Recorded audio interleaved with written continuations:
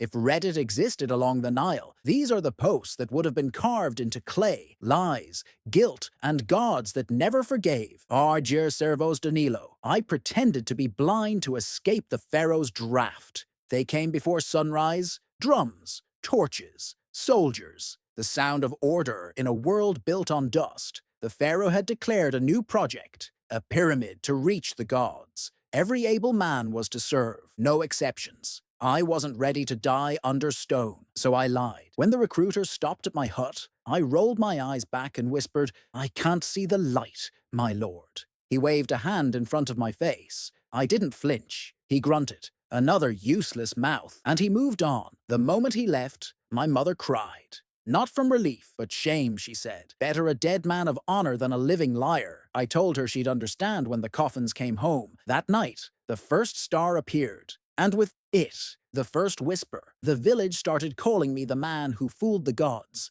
They brought me gifts, milk, bread, sometimes a chicken, asking me to see their futures. I laughed at first, played along, but one woman came sobbing with her sick baby. She begged me to ask her to spare him. I didn't want to lie this time, but I couldn't say no, so I put my hand over the child, mumbled nonsense and told her, "The sun sees your pain." 3 days later, the boy recovered. The next morning, 10 more villagers waited at my door. By nightfall, they were calling me prophet. That's when I realized sometimes lies work too well. A month later, a group of priests arrived from the temple. They said the Pharaoh wanted a seer to bless the foundations of his tomb. The villagers, proud of their holy man, pointed at me. I screamed. I begged. I said I was nothing, but my own lie was stronger than the truth. They blindfolded me with linen and dragged me through the desert. The air smelled like metal, even through the cloth. I saw red light flicker. The ground trembled beneath my feet. When the priests removed the blindfold,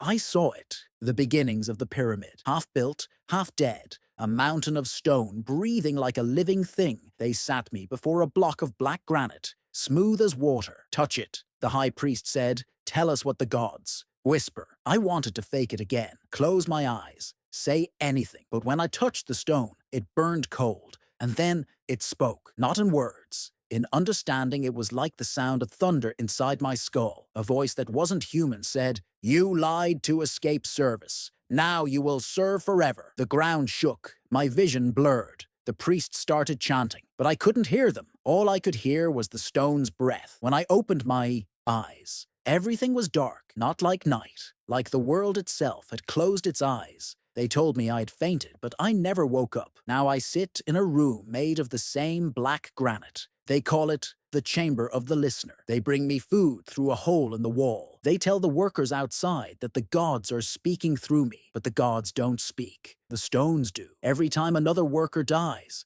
I feel it, a pulse, a heartbeat. Inside the walls, every time they drag a new body into the pit, the pulse grows stronger. The voices tell me names. Names of men who never made it home. Names of those buried alive under the blocks. They whisper to me, "Write us down, remember us." But there's no papyrus here, only walls and blood. So I press my hands against the stone and trace the names with what's left of my fingers. When the priests come to feed me, they smile and say, "The blind prophet keeps the gods happy." They don't see the names glowing behind me. They don't hear the whispers. Sometimes I wonder if I'm still lying, if this is just another trick that went too far. But then I feel the wall move, breathing with me, and I know I'm part of it now. The gods wanted builders. They got one. They say the pyramids were built by devotion, but those who lived beneath the stones knew the truth. Some walls were never meant to hold. Our servos Danilo, the brick that wouldn't stay buried. We were told the pyramid would last forever, that every stone placed was a prayer, that the gods themselves would live inside the walls.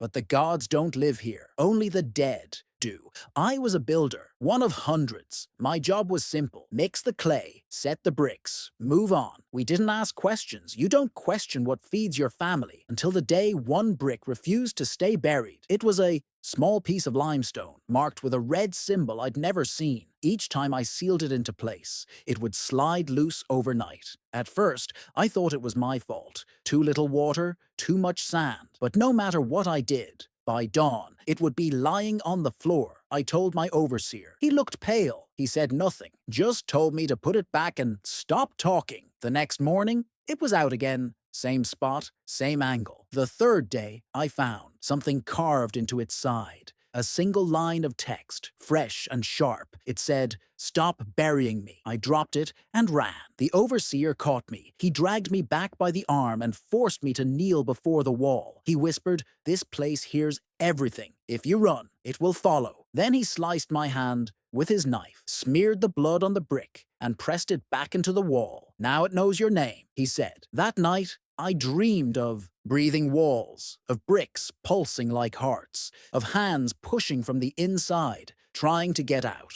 When I woke up, my palm was covered in dust. But it wasn't mine. It was wet. The next week, men started disappearing. At first, we thought they'd escaped, but then we found one of their sandals, sealed into the mortar like it had been swallowed whole, and the wall next to it. It was warm. We prayed to the gods, burned incense, sang hymns, but every night, something moved behind the stones, scraping, dragging, breathing. The overseer began shouting that the project must go faster. He said the Pharaoh's soul demanded completion. I think he was afraid. One morning I found the same brick again, at my feet, clean, dry, like it had never been touched. I picked it up. My blood mark was gone. In its place, a handprint, smaller than mine, child-sized. I froze. Everyone had stopped moving. The wind itself felt heavy, and from inside the wall I heard a whisper. It wasn't words, just a sound, like breath turning into thought. I dropped the brick and backed away. The overseer shouted,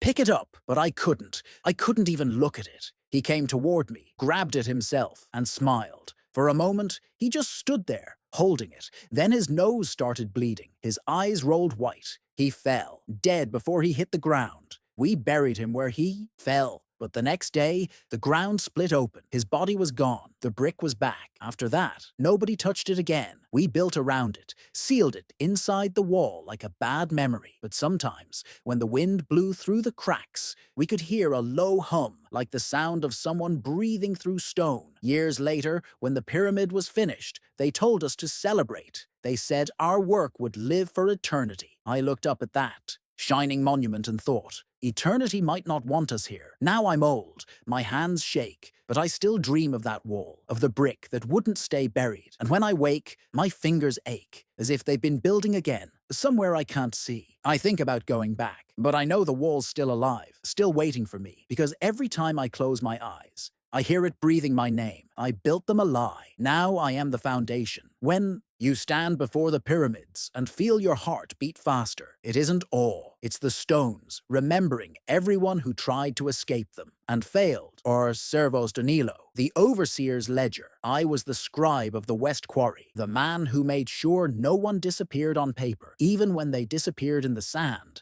the Pharaoh's decree was clear. Every name must be recorded, every man accounted for, but there were rules hidden between the lines. If someone died during labor, they weren't to be listed as dead. They were returned to the earth. If they vanished, they were transferred to the east. If they screamed while dying, they were silenced by grace. The priest said it kept the project pure. The soldiers said it kept the workers quiet. But I kept both truths in a second ledger, one no one knew about but me. At night after the torches went out, I'd copy the erased names onto scraps of old papyrus. Men who fell from scaffolds, men crushed by carts, men buried alive. Each name written by shaking hand and candle smoke. My secret list, my only rebellion, until the day they found it. The high priest came at dusk. He wasn't angry, he was smiling. "That's how you know you're already dead," he said. "You keep records. Good. The gods love order." He asked to see the ledger. I lied, said there was no such thing. He stared at me for a long time, then handed me a new scroll. Fresh linen, untouched. He said, "Start a new list, but write only the names that speak to you." Then he left. I unrolled the scroll. There were no blank lines, just faint scratches, barely visible. And when I leaned closer, I realized they weren't scratches. They were letters. My handwriting, dozens of names I'd already written. The ink I used last night was gone from the old papyrus, but here it bled through the linen, dark and wet like it had just been written. That's when I felt it. The floor breathing, slow, steady, like the heartbeat of something enormous buried below. The next morning, one of the workers didn't show up. Then another. Their tools were still there, their water jars full. The overseer shrugged. They probably ran, but when I looked at the scroll, two more names had appeared, written in that same black ink, and I hadn't touched a pen for weeks. The pattern continued. Every missing man was already waiting on the list by dawn. At first, I thought someone was helping me, another scribe, but when I asked around, everyone looked terrified. Then the priest returned. He said the Pharaoh was pleased with the accuracy of my record. He told me I was to serve inside the pyramid now, where the walls remember everything. They led me down a narrow tunnel, deeper than the sun could reach. The air was thick, the walls slick with condensation. Each step echoed, but there were other footsteps that didn't belong to us. Soft, wet, just behind me. They placed a torch in my hand and pointed to the wall. There were carvings, thousands of them, hieroglyphs upon hieroglyphs, names layered over names until they blurred into one living pattern. The priest whispered, "This is where the dead are counted." I asked, "What do you want me to do?" He smiled. "Listen." At first, there was nothing. Then faintly, a whispering under the stone. Hundreds of voices at once. I pressed my ear closer. They weren't chanting, they were begging. "Write me, remember me, don't let me fade." I stumbled back. The priest's smile widened. "The gods reward truth," he said, "and now you'll write only what they dictate." He left me there with the torch and the wall. That was 3 days ago, or maybe 3 months. Time doesn't work. The same down here. Every night I wake to the sound of the wall scratching from the inside. When I look, new names are there, people I've never met, some from our village. Some I think haven't even been born yet. Sometimes I see my own handwriting appear mid-stroke, as if invisible fingers are guiding it. Other times,